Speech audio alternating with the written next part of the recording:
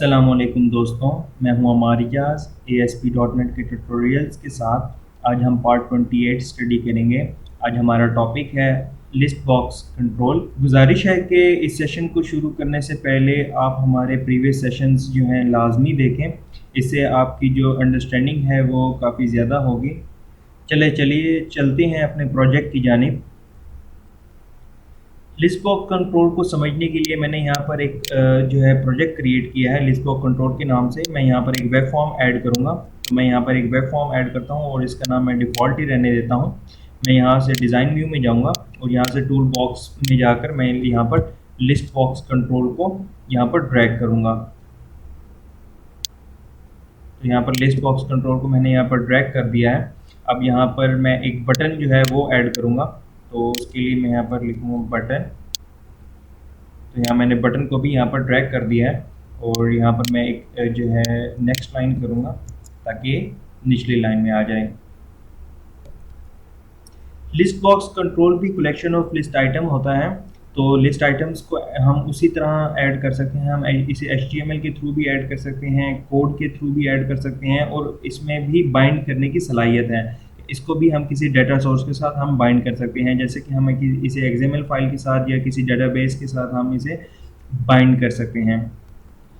तो चलिए इसमें मैं यहाँ पर कुछ लिस्ट आइटम्स ऐड कर देता हूँ। तो इसके मैं यहाँ सोर्स में जाऊँगा, यहाँ पर इसको जूम कर लेते हैं। तो मैं यहाँ पर मैं इसके सोर्स में जाऊँगा और सोर्स में जाने के बाद यहाँ पर मैंने पहले से ही लिस्ट आइटम्स जो हैं वो टाइप कर रखे हैं। मैं इनको यहाँ से कॉपी करूँगा, तो कॉपी करने के बाद मैं इसे यहाँ पर पेस्ट कर देता हूँ। मैं इनकी अलाइनमेंट यहाँ से ठीक कर देता हूँ। इनकी अलाइनमेंट ठीक हो गई है। अब मैं इसको प्रोजेक्ट को मैं रन करता हूँ। रन करने के बाद आप यहाँ देख सकते हैं कि मेरे पास जो है जो एक लिस्ट बॉक्स जो है वो शो हो रहा है। तो यहाँ पर आप यहाँ पर देख सकते हैं कि एक बॉक्स की सूरत में मेरे पास तमाम के तमाम ऑप्शन जो है वो विजिबल हैं और मैं यहाँ पर जो है इन्हें सेलेक्ट भी कर सकता हूँ।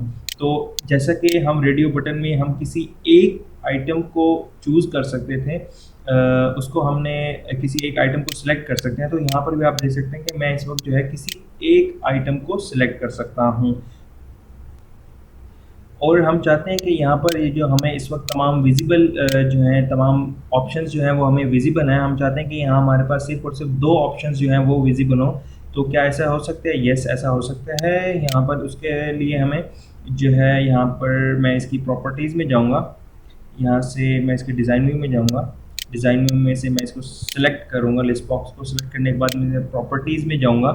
प्रॉपर्टीज़ में जाने के बाद मैं यहाँ पर हमारे पास है रोज़ के नाम से हमारे पास यहाँ पर एक एट्रीब्यूट है, मैं उसको सेट करूँगा।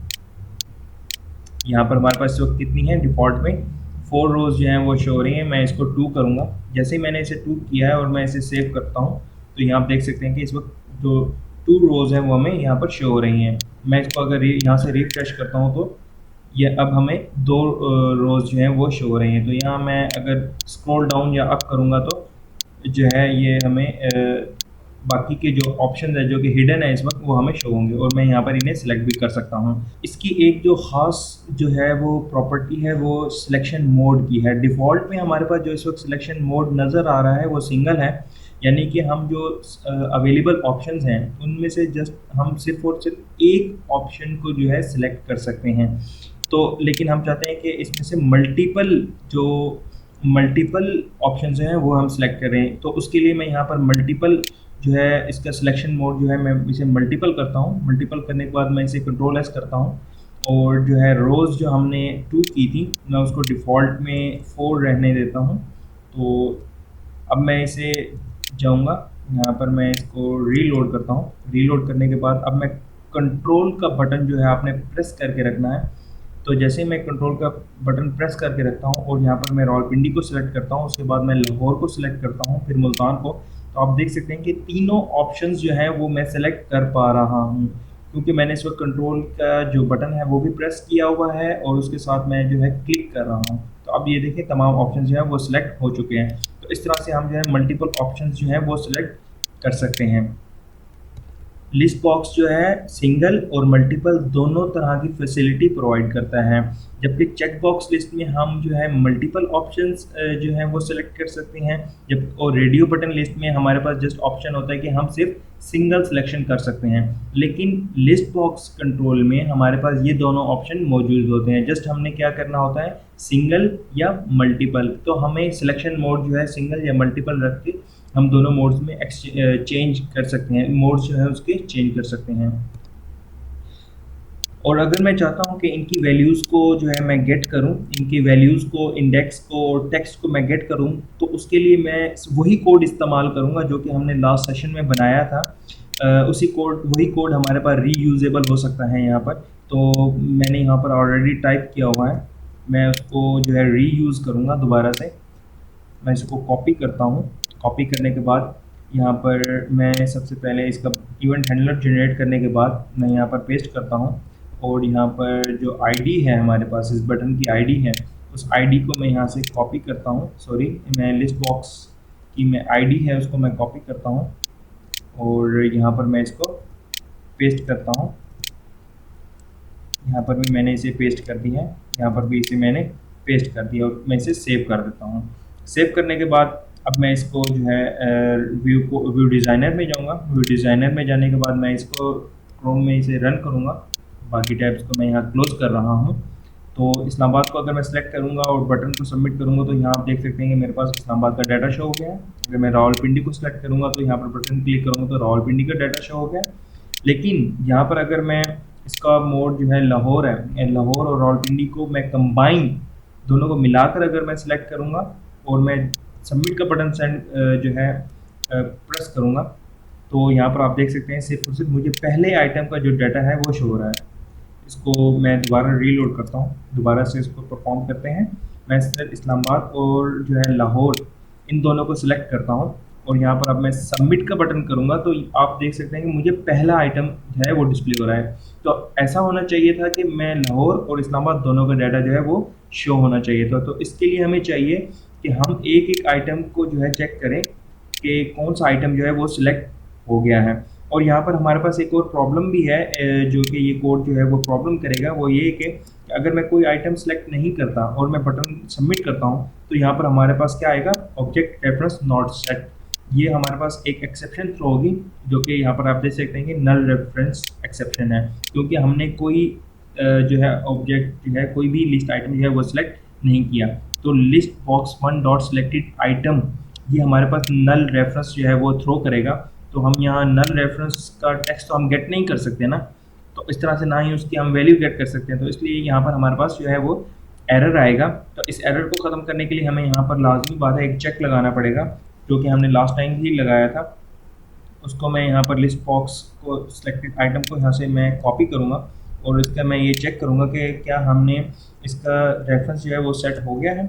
अगर सेट हो गया है तो ठीक है, अगर नहीं सेट हुआ मतलब नल है तो हमें यहाँ पर जो है इस कोड को रन ना करें। तो मैं यहाँ पर इज़ नॉट इक्वल लगा रहा हूँ कि हमारा जो है रेफरेंस जो है वो चेक हो गया है, यानी कि नॉट नल है। तो मैं इसको कट करके यहाँ पर मैं पेस्ट करूँगा और यहाँ पर एल्स में हम ये मैसेज डिस्प्ले करवा देंगे हमने कोई आइटम जो है वो डिस्प्ले नहीं किया। तो मैं रिस्पॉन्स डॉट राइट मैं रिस्पॉन्स डॉट राइट में ये मैसेज डिस्प्ले कराऊंगा कि हमने कोई जो है लिस्ट आइटम जो है वो सिलेक्ट नहीं किया, आइटम नॉट सिलेक्टेड। यहाँ पर मैं ब्रेक पॉइंट लगा देता हूँ और यहाँ पर मैं इसे सेमीकोलन लगा देता हूँ। सेव करने के बाद अब मैं इसे दोबारा रिफ्रेश करूँगा।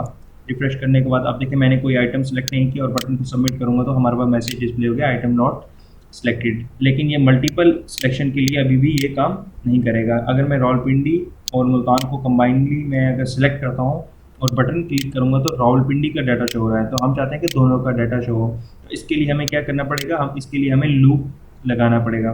तो मैं इसको हटाकर इसको यहाँ से मैं हटाता हूँ।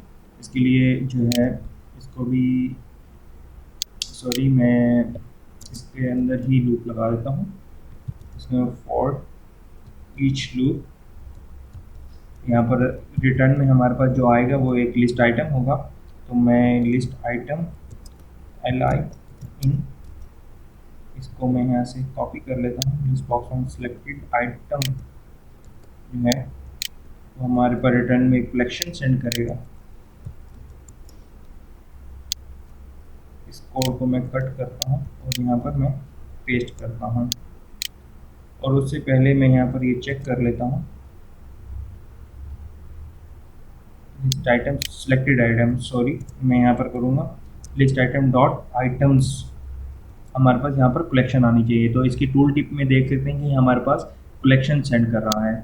अब मैं इसको इफ की कंडीशन में चेक करूँगा कि क्या हमारा लिस्ट आइटम अगर सिलेक्टेड है तो डिस्प्ले करे, अदरवाइज वो ना डिस्प्ले करे। तो मैं यहाँ पर सिलेक्टेड का जो एट्रीब्यूट है वो चेक करूँगा, अगर तो ये ट्रू है तो तब ये डाटा डिस्प्ले हो।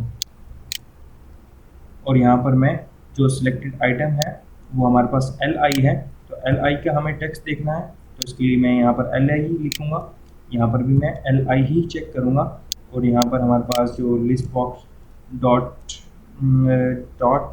आइटम्स डॉट इंडेक्स ऑफ हमने ये चेक करना है कि इस लिस्ट आइटम का जो है वो इंडेक्स क्या है। तो उसके लिए हमें यहाँ पर कुछ ये तरीका जो है वो लगाना पड़ेगा।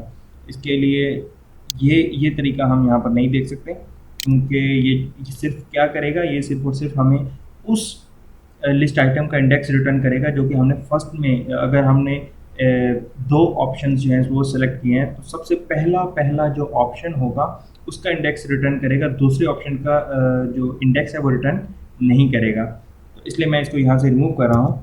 तो मैंने इसे यहाँ से रिमूव करके उसको मैं सेट कर देता हूँ। सेट करने के बाद अब सेव कर दिया है, और मैं इसे अब हमारे पास ये ठीक चल रहा है। मैं अब इसको रीलोड करता हूँ। अब मैं कंट्रोल मैंने प्रेस किया हुआ है। अब मैं इस्लामाबाद को सिलेक्ट करूँगा और मैं लाहौर को सिलेक्ट करूँगा।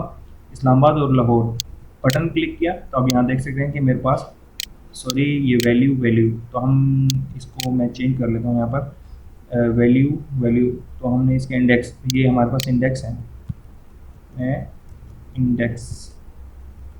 ये हमारे पास इंडेक्स है। मैं इसको रीलोड करता हूँ, दोबारा से मैं कंट्रोल की प्रेस करता हूँ, और कंट्रोल की को मैंने इस वक्त प्रेस किया और मैंने दो ऑप्शन सेलेक्ट किया। मैं बटन को सबमिट करूँगा तो हमारे पास आप देख सकते हैं कि इस्लामाबाद और यहाँ पर लाहौर, तो दोनों का डाटा जो है वो डिस्प्ले हो चुका है। अगर मैं यही जो है इसका जस्ट मैं अगर इसका मोड हम अगर सिंगल रख दें, मैं यहाँ पर इसका मोड जो है वो इस वक्त हमारे पास यहाँ पर मोड जो है वो इस वक्त मल्टीपल है। सॉरी मैं पहले इसको सिलेक्ट करूँगा। अब मैं इसकी प्रॉपर्टीज़ में जाता हूँ। प्रॉपर्टीज़ में जाने के बाद ये मल्टीपल है। अगर मैं इसका मोड जो है वो सिंगल रखता हूँ, अगर मैंने इसका मोड सिंगल रखा है और तो फिर सॉरी व्यू कोड में जाऊँगा, तो अब यहाँ पर हमें लूप लगाने की ज़रूरत नहीं है, क्योंकि सिंगल सिलेक्शन में हमें लूप लगाने की ज़रूरत इसलिए नहीं है क्योंकि हम सिर्फ और सिर्फ एक आइटम को सिलेक्ट कर सकते हैं। तो जब हम एक आइटम को सिलेक्ट कर सकते हैं तो जस्ट हमें क्या करना था कि list box one dot selected item dot text, तो सिलेक्टेड आइटम जो भी था हमने जब उसका टेक्स्ट और वैल्यू जो है हमने गेट कर लेना था। तो हमें ये लूप लगाने की ज़रूरत नहीं थी। जो पहले वाला कोड था वो हमारा ठीक चल रहा था, तो वो सिर्फ और सिर्फ उस सूरत में हमें करना चाहिए जब हमने सिर्फ और सिर्फ सिंगल सिलेक्शन के लिए काम किया है। अगर मल्टीपल के लिए हमें यहाँ पर फॉर ईच लूप लगाना लाजमी होगा। अभी के लिए इतना ही। अगर आपको हमारी ये वीडियो पसंद आई है और आप हमारी मज़ीद वीडियोस देखना चाहते हैं तो इसके लिए आप हमारे ब्लॉग को विज़िट कीजिए, हमारे यूट्यूब के चैनल को सब्सक्राइब कीजिए और हमारे फेसबुक के पेज को लाइक कीजिए, और लाइक्स और कमेंट्स की सूरत में अपना फीडबैक ज़रूर देते रहा करिए। इंशाल्लाह मिलते हैं नेक्स्ट सेशन में। खुदा हाफिज़।